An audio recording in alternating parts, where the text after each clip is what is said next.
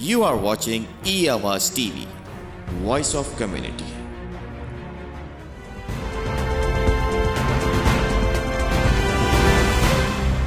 अस्सलाम वालेकुम नाज़रीन, प्रोग्राम 12वां खिलाड़ी के एक और एपिसोड के साथ आपका मेज़बान फयाज़ वलाना आपकी खिदमत में हाजिर है। नाज़रीन कराम, हम अक्सर पाकिस्तान और इंटरनेशनल पॉलिटिक्स के हवाले से बात करते रहते हैं, लेकिन आज हमारे अपने घर में ओंटारियो में एक ऐसा मसला आन खड़ा हुआ है जिस पे मैं ज़रूरी समझता था कि बात की जाए और अपने नाज़रीन को बताया जाए कि इस वक्त ओंटारियो में रहने वाले लोगों के लिए फ्लू, नज़ला, ज़ुकाम, बुखार और ये चीज़ें दिन ब दिन बढ़ती क्यों जा रही हैं। और ज़्यादा ख़तरनाक सूरत हाल छोटे बच्चों के लिए पैदा हो चुकी है कि अभी गुज़श्ता कल की बात है, यहाँ ओकविल में एक खातून थी, उनका बच्चा बीमार हुआ, उसने ओकविल ट्राफालगर मेमोरियल हॉस्पिटल फ़ोन किया। वहाँ उन्होंने कहा sorry we can not admit your kid. उसकी सीवियर कंडीशन थी। मिसिसागा फ़ोन किया, Brampton, Toronto, ब्रैंडफोर्ड, London Ontario, Cambridge, Burlington, हत्ता के इस एरिया में कोई ऐसा हॉस्पिटल नहीं छोड़ा उस खातून ने जहां वो अपने बच्चे को लेके जाना चाहती थी, लेकिन तमाम हॉस्पिटल्स में आईसीयू के जितने बेड्स थे फॉर किड्स फुल हो चुके थे। और मायूसी की आलम में उसने बफलो कॉल की। बफलो हॉस्पिटल अमेरिका वालों की मेहरबानी कि उन्होंने इस खातून से कहा कि आप अपने बच्चे को ले आएँ और जितना जल्दी हो सके आप यहाँ हमारे पास पहुँचें, हम आपके बच्चे के लिए बेड तैयार रखते हैं। वो अपने घर वालों से मिल के कनाडा छोड़ के अपने बच्चे के ट्रीटमेंट के लिए अमेरिका जा ही रही थी कि उसे London hospital, Ontario London hospital से कॉल आई कि एक बच्चा अभी अभी डिस्चार्ज हुआ है और एक बेड खाली हो गया है, आप प्लीज़ हमारे पास बच्चे को ले आएं। ये नौबत आ चुकी है कि ओंटारियो के हेल्थ सिस्टम के बारे में ये कहा जाता है कि ओंटारियो और कनाडा में लोग अगर इमिग्रेशन लेके आते हैं जस्ट फॉर 2 रीजंस, एक बच्चों की एजुकेशन और एक अपनी और बच्चों की अच्छी हेल्थ के लिए। अगर हेल्थ के यहाँ ये हालात हैं तो फिर इससे आगे लोग कहाँ जाएं? और specially internationally trend individuals, skilled workers जो मुत्तहिदा अरब अमारात, मिडल ईस्ट, पाकिस्तान, इंडिया और दुनिया भर के ममालिक में अच्छी जॉब्स और अच्छी पोजीशंस में रहते हुए जब वो समझते हैं कि ज़िंदगी में सब कुछ ठीक है, लेकिन कुछ सिक्योरिटी कंसर्न की वजह से, कुछ हेल्थ के इश्यूज़ की वजह से और कुछ बच्चों को बेहतर तालीम देने के ख्वाब देखते हुए वो कनाडा पहुँचते हैं। और यहाँ आने के बाद अगर ये हालत हो कि अल्लाह न करे आपका बच्चा बीमार हो और आपको अपने बच्चे को हॉस्पिटल में दाखिल कराने के लिए जगह ना मिले, और इस बेहतरीन मुल्क जिसके बारे में हम तारीफ़ें करते हुए नहीं थकते, हमें अपने बच्चों को लेके नेक्स्ट डोर नेबर अमेरिका जाना पड़े, अल्लाह न करे ऐसी सूरत हाल हो। लेकिन अगर आदाद व शुमार देखे जाएँ तो कनाडा की टोटल पॉपुलेशन 3 करोड़ 76 लाख है। उस 3 करोड़ 76 लाख में से 1 करोड़ 45 लाख ओंटारियो में रहते हैं। अब यहाँ का सबसे बड़ा प्रोविंस, और अगर मजीद डिटेल में जाया जाए तो इस प्रोविंस के पास बच्चों के लिए आईसीयू में जो बेड्स हैं वो टोटल 112 बेड्स हैं। मेरी कोशिश थी कि हमारे अपने पाकिस्तानी निज़ाद ओंटारियो कैबिनेट के मेंबर जनाब खलीद रशीद साहब को मैं फ़ोन कॉल पे लूँ और उनसे पूछूं कि डग फोर्ड गवर्नमेंट कर क्या रही है। आपके दावे तो बहुत बुलंदो बांग होते हैं, लेकिन प्रैक्टिकली सिचुएशन ये है कि अब हमें अपने बच्चों को इलाज के लिए अमेरिका लेके जाना पड़ रहा है। अगर 112 बेड से पिछले हफ्ते की ये खबर है कि टोटल 122 बच्चे आईसीयूज में एडमिट थे, ओवर कैपेसिटी हो चुके हैं, यहाँ बच्चों के लिए जगह नहीं मिल रही। और उसकी रीज़न एक रूटीन का फ्लू है और फिर एक आरएसवी फ्लू। आरएसवी क्या है, क्यों ये एकदम नंबर्स बढ़ना शुरू हो गए हैं, और आरएसवी के अलावा, फ्लू के अलावा, कोविड के अलावा, इन्फ्लुएंजा के अलावा एक और कौन सी ऐसी बीमारी जिसने यहाँ हमारे ओंटारियो को लोगों को परेशान कर रखा है, वो क्या है। और फिर सिर्फ बेड्स की शार्टेज नहीं हुई बल्कि ओंटारियो में दवाओं की भी शार्टेज हो चुकी है। और परसों तरसों की रिपोर्ट थी कि यहाँ एडवेल का बच्चों के लिए एक पैकेट ब्लैक में $300 तक फरोख्त हो रहा है। हम पाकिस्तान में शिकवा करते हैं कि वहाँ दवाएं शार्टेज हो जाती हैं तो उसकी ब्लैक सेलिंग शुरू हो जाती है। तो क्या ये अब ओंटारियो और कनाडा में रहने वाले लोगों को भी इन मुसीबतों और इन मसाइल का सामना करना पड़ेगा? इस इशू पे बात करने के लिए मैंने दावत दी है हमारे अपने पाकिस्तानी निज़ाद कैनेडियन डॉक्टर जनाब डॉक्टर आसिम सलीम साहब को। डॉक्टर आसिम साहब डो मेडिकल कॉलेज कराची से इन्होंने 1992 में ग्रेजुएशन की। उसके बाद ये अमेरिका आ गए। अमेरिका में इन्होंने पेडियाट्रिक्स में स्पेशलाइजेशन की, ओहायो और न्यूयॉर्क स्टेट से। वहाँ जॉब करते रहे और फिर 2000 में as a skilled worker Canada में इमिग्रेशन लेने के बाद यहाँ आ गए। पहले नोवा स्कॉशिया के हॉस्पिटल्स में जॉब करते रहे, फिर ओंटारियो के हॉस्पिटल्स में जॉब करते रहे और अब गुज़श्ता 5 साल से ये अपनी private practice as child specialist कर रहे हैं। चिल्ड्रन स्पेशलिस्ट के तौर पर इनके 2 अपने क्लिनिक हैं, प्राइवेट क्लिनिक हैं, एक हैमिल्टन में और एक ब्रैंडफोर्ड में। डॉक्टर आसिम सलीम साहब को मैं खुशामदीद कहूँगा अपने प्रोग्राम में। अस्सलाम वालेकुम डॉक्टर साहब। Walaikum assalam, Fayyaz Saab. Thank you very much for giving me this opportunity to talk on your show.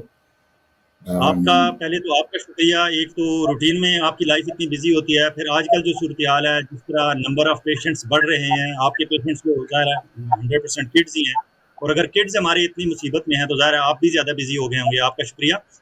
हमारे नाजरीन को ये बताएं कि ये असल में प्रॉब्लम शुरू कब से हुआ है और ये इस वक्त कौन कौन सी 1, 2, 3 बीमारियां हैं जिन्होंने हमारे बच्चों पे अटैक कर दिया है और उसके बाद ये सूरत हाल पैदा हुई है। So, Fayyaz साहब, इस वक्त जो सबसे ज़्यादा प्रेवलेंट रेस्पिरेटरी इन्फेक्शन बच्चों में है, it is RSV. Now, RSV is a very common respiratory illness, मगर usually आम सीजन्स के अंदर you start seeing RSV, very slow trickle cases of RSV in late autumn, early winter, और फिर आहिस्ता आहिस्ता वो gradually increase करते जाते हैं. You tend to see the peak of that in January, February, March. मगर इस दफ़ा RSV जो आया है वो it came very early, very unexpectedly, and all indications are that it has already peaked and it is starting to plateau or possibly slow down. So RSV during the winter time, it is बच्चों में सबसे ज़्यादा common condition होती है, जबकि ज़्यादातर बच्चे जो हैं जिनको RSV stands for respiratory syncytial virus, ज़्यादातर बच्चे जिनको ये condition होती है, only a very small minority of them are severe enough to get admitted to the hospital. तो इस आपको ये आदाद शुमार तो नहीं दे सकता कि कितनी प्रोपोर्शन बच्चों की RSV में जो मुब्तला हुई उनमें से कितने बच्चे एडमिट हुए, मगर because it was a much more intense season, it was much more severe season, there is clearly an increase in the number of hospitalization. Besides RSV, there are other flu viruses also. Influenza A is on the rise. Soon after that, we start seeing influenza B, parainfluenza, and adenovirus, rhinovirus. बहुत सारे, I mean, there's a number of illnesses that we are seeing and we are expected to see in the coming few weeks or months. Doctor साहब, इसकी symptoms क्या होती हैं? Parents को कैसे पता चले कि हमारे बच्चे को RSV है, इन्फ्लुएंजा है या ये रूटीन फ्लू? देखें, इसकी it's a good question. The question is that मैं अपने क्लिनिक में जो बच्चे देख रहा हूँ उसमें I think a large number of them have RSV. RSV, influenza, कोई भी जो रेस्पिरेटरी इन्फेक्शन होता है उसकी ट्रीटमेंट सपोर्टिव होती है लार्जली, और सपोर्टिव ट्रीटमेंट जो है वो the diagnosis becomes important when the child is being admitted to the hospital. If the symptoms are severe enough, there is no reason for you to to obtain the nasopharyngeal swab for diagnosis. In fact, most clinics do not even offer that. अच्छा, इसमें कुछ कहते हैं कि mild है, कुछ कहते हैं सीवियर है, उसकी स्टेजेस होती हैं, वो कैसे पता चलेगा कि ये माइल्ड RSV है या सीवियर है? या देखिए, RSV जो है वो अपना कोर्स रन करता है 10 days plus minus 2 to 3 days, right? And there is no way to predict at the start of illness. There is no way to predict whether this is going to, whether it will continue to increase in severity before it starts to improve, or whether it reaches its peak intensity within the first few days. So it's not a predictable infection. तो जिस तरह इसके नाम से जाहिर है कि ये रेस्पिरेटरी प्रॉब्लम्स होंगे, तो पेरेंट्स को जब हो कि उनके बच्चों को रेस्पिरेशन में प्रॉब्लम डिफिकल्टी हो रही है, तो कौन सी एज के बच्चे, किस एज से लेकर किस एज तक के बच्चों को आप कह सकते हैं कि इनको RSV के पास ज्यादा अटैक हो रहा है इन दिनों कनाडा? देखें, बेसिकली जो रेस्पिरेटरी इन्फेक्शंस होते हैं वो जितना बच्चा छोटा होता है उतने ज़्यादा सीवियर इन्फेक्शन होते हैं. Simply the reason being that there a 3-month-old or a 6-month-old baby has very, very tiny airways. So a little bit of inflammation in the airway, little bit of secretion in the airway, they can have problem. और problem. जैसे जैसे बच्चा बड़ा होता जाता है वैसे वैसे इंटेंसिटी ऑफ सिम्टम्स कम होती जाती है फॉर द सेम रीजन कि that the airway size of the airway increases in size and even if half of the airway is obstructed with inflammation or secretion, there is enough room for the air to flow. तो RSV बच्चों में intense होता है. Any age can have RSV, but बड़ों के अंदर it's a very it is essentially indistinguishable from any other respiratory infection. बच्चों की बॉडी बड़ों की बॉडी जो है वो उससे फाइट कर लेती है, बच्चे जो है वो फाइट नहीं कर पाते, इसलिए वो ज्यादा प्रोमिनेंट हो रहे हैं. एक वजह ये भी है. इसके अलावा ये कि जो बच्चे होते हैं, एक 6 महीने का बच्चा जब एक्सपोज होगा उस वायरस से तो he is exposed to that virus for the first time in his life. अगर आप ये हर साल आता है, हर साल विंटर में आता है. अगर आपकी उम्र 25 साल है तो आपकी बॉडी वायरस 25 दफा देख लिया है, तो you are much better equipped to deal with the virus. अच्छा डॉक्टर साहब, इसमें होम रेमेडीज, क्योंकि हमारा कोई भी ट्रीटमेंट है दुनिया भर में स्टार्ट होम रेमेडीज से होता है, तो कौन सी होम रेमेडीज ऐसी हैं कि हॉस्पिटल जाने से पहले पेरेंट्स को चाहिए कि वो घर पे ट्राई कर लें? देखें, home remedies rest, making sure that the child is well hydrated, keeping the fever down, and because is infection may in particular there's a lot more nasal secretions, so you want to make sure that you keep the nasal passages clear by suctioning the secretion or using the saline nose drops in their nose. Using saline nose drops, जैसे आप India Pakistan में वो नमक के पानी के गरारे करते हैं ना आप, it is the same concept. So instead of नमक के पानी के गरारे करने के बजाय आप उसको नाक में डालते हैं, और the more you do it the better it is, right? ज़्यादातर जो हमारे पास जो बच्चे आते हैं, when you instruct them to use saline nose drops, you always advise them to use as much as they can, not 2-3 drops a day does not help. अच्छा, वो over the counter मिल जाते हैं किसी भी शॉपर ड्रग में, Rexall में, walk in करें और ले लें वहाँ से? वो ओवर द काउंटर मिल जाते हैं. There are lots of recipes that you can search online to make it at home, but the important thing is बच्चों के अंदर drops are important. The spray is not going to work. The drops are important. Spray के लिए जो है वो you have to do that, right? And a 6-month-old is not going to operate. अच्छा, जो कोविड हुआ था लास्ट टाइम, तो उस वक्त एक कहा गया था, बड़ों की बात हो रही थी उस वक्त, तो कि आप जो है वो स्टीम लें, तो क्या स्टीम वाला बच्चों पे भी तजर्बा किया जा सकता है कि नहीं, वो बहुत छोटे होते हैं स्टीम के लिए? देखिए, बच्चों के ऊपर तजर्बा किया जा सकता है, मगर स्टीम लेने का एक प्रोसेस होता है जिसमें आप you make a hot water, you put it in front of yourself and you cover your head. You don't expect that a 6-month-old or a 1-year-old to allow you to do that, right? मगर 2-3-4 साल के बच्चे से आप करवा सकते हैं. 3-4 साल के बच्चे, 4-5 साल के बच्चे से करवा सकते हैं आप. इसके अलावा आप you can increase the humidity, the ambient humidity in your room by using a humidifier in your room. अच्छा, विक्स ड्रॉप्स या इस तरह के जो ड्रॉप्स होते हैं, हॉल्स के ड्रॉप्स, या वो भी इफेक्टिव हैं इस पूरी सिचुएशन में? No, there is no. देखिए, मैं आपको ये बताऊंगा, the management, the treatment that is scientifically proven. So ये विक्स जो है वो जब आप वो विक्स नाक में लगाते हैं तो it's a very pungent smell, because you are smelling it gives you a false sense कि your nasal passages are clear, मगर उसका कोई it will not reduce the secretion, it will not reduce the inflammation. ठीक है. अब एक और सूरत है कि इसे स्प्रेडिंग इसकी जो है वो किस तरह हम रोक सकते हैं, RSV की स्प्रेडिंग किस तरह होती है, और जो बच्चा बीमार हो गया है तो उसने किस तरह अपने आप को कवर कर, उसको किस तरह हमने बचाना है कि वो दूसरों में स्प्रेड ना करे, और अगर हमारा बच्चा हेल्दी है और हम मूव अराउंड कर रहे हैं تو اس بچے کو ہم کیا کہہ سکتے ہیں تاکہ وہ دوسروں سے کیچ نہ کرے وائرس؟ فار ایگزامپل اسکول میں جا رہا ہے, اپنی بلڈنگ میں یا مارکیٹ میں یا کہیں آگے بچے کو آپ لے کے پھر رہے ہیں, آپ بچوں کو بالکل گھر میں بند تو نہیں کر سکتے, بچوں نے موو اراؤنڈ تو کرنا ہے آپ کے ساتھ, تو کون سی ایسی احتیاطیں ہیں ہم کر سکتے ہیں؟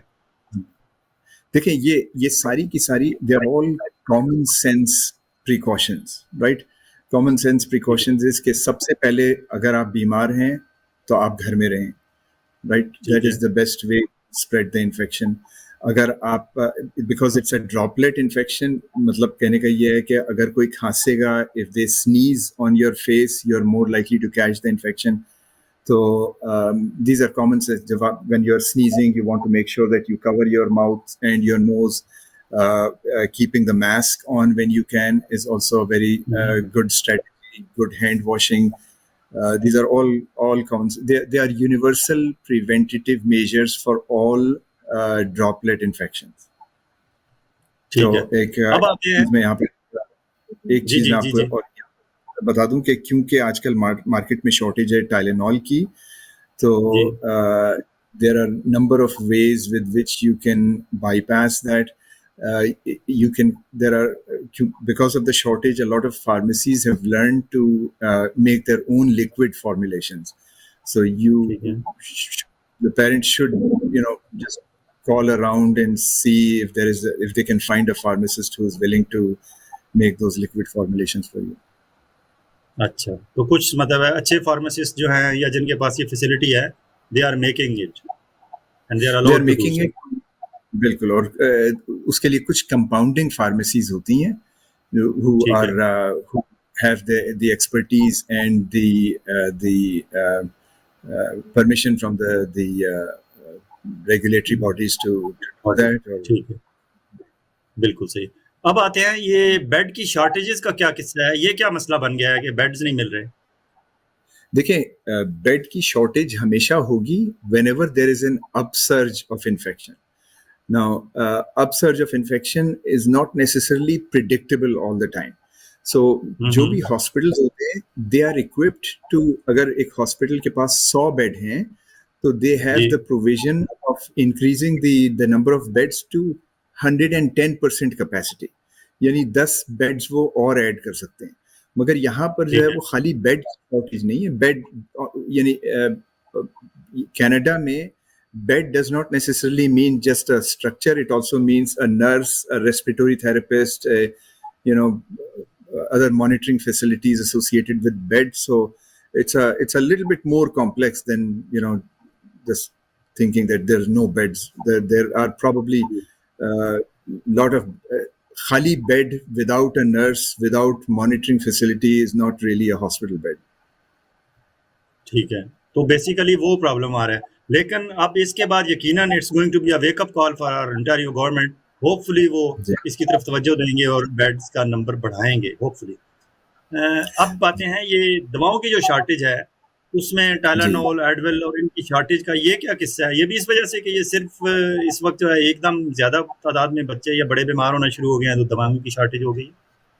اچھا دیکھیں, یہ بھی this is also a result of multitude of problems, right? ایک تو supply chain interruption related to COVID is clearly playing a big role in shortage of medicine. اور دوسرا یہ کہ yes, there is an upsurge of infection in any planned healthcare system like public healthcare system like Canada. Everything is planned according to their needs and expectations. So sometimes جب بھی آپ اس طرح کی unforeseen situation ہوتی ہے جیسے Covid تھا, تو lot of planning and adjustments in their planning go into behind the scene is happening, which maybe a common person may not necessarily be aware of. لیکن آپ کی ڈاکٹرز کی جو کمیونٹی ہے اس میں یہ ایک اٹس میٹر آف کنسرن کہ یہ کیوں ہو رہا ہے. ظاہر آپ لوگ افیکٹ لیتے ہیں, آپ پہ پریشر بڑھتا ہے کام کا, لوگوں کی انگزائٹی لیول بڑھتا ہے, اور آپ کے وہی 2 ہاتھ ہیں اور وہی 24 آورز ہیں, آپ اس میں لمیٹڈ لوگوں کو سرو کر سکتے ہیں, لیکن لوگوں کی ایکسپیکٹیشنز آپ سے یہ ہوتی ہیں کہ آپ ایک دم جو ہے 24 کی بجائے 48 آورز کام کرنا شروع کر دیں اور آپ کے 2 کی بجائے ایک دم 4 ہاتھ ہو جائیں, جو کہ ممکن نہیں ہے. تو آپ پہ بھی پریشر بڑھتا ہوگا اس کی وجہ سے. بالکل صحیح کہہ رہے ہیں آپ, پریشر بڑھتا ہے. there is a very high burnout rate in healthcare community, among the doctors, among the nursing staff, among all the allied healthcare professions.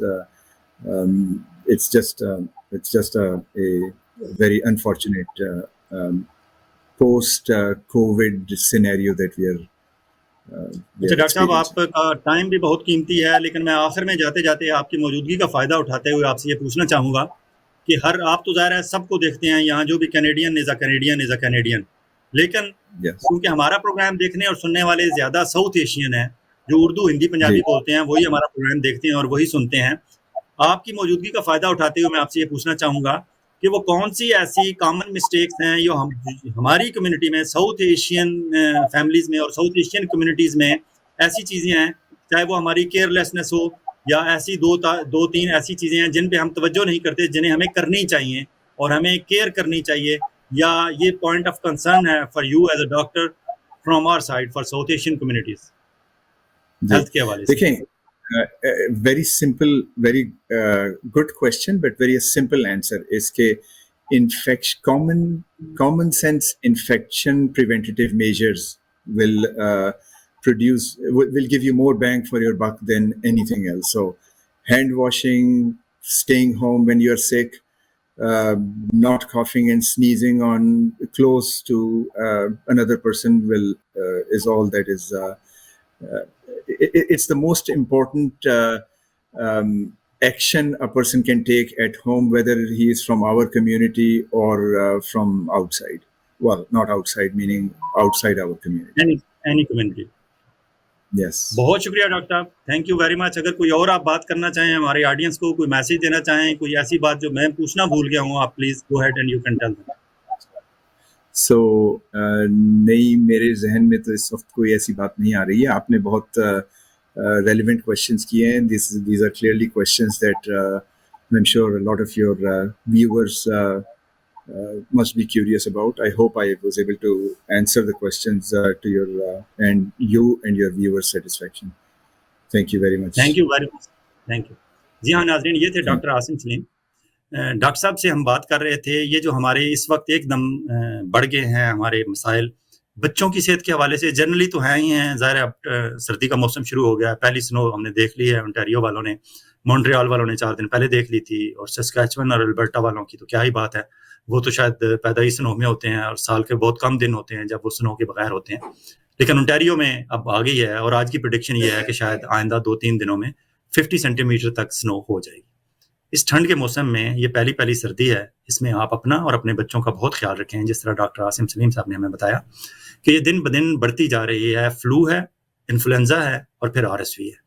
RSV یہ ہمارے نظام تنفس کے ریسپیریٹری مسائل ہیں جو چھوٹے بچوں کو زیادہ اس لیے ہوتے ہیں کیونکہ ان کی سانس کی نالی بہت تنگ ہوتی ہے, اور ذرا سا بھی انہیں پرابلم ہوتا ہے تو وہ تھوڑا پرابلم دیکھتے دیکھتے بڑھ جاتا ہے.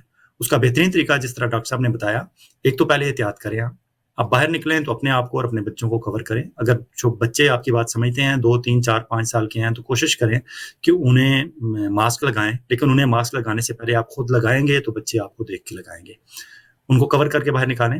اگر آپ کا بچہ بیمار ہو جاتا ہے تو پھر تو ضرور آپ کور کریں, انہیں گھر میں رکھیں, باہر کم لے کے جائیں, ڈاکٹر کے پاس اگر جانا پڑے چیک کرائیں.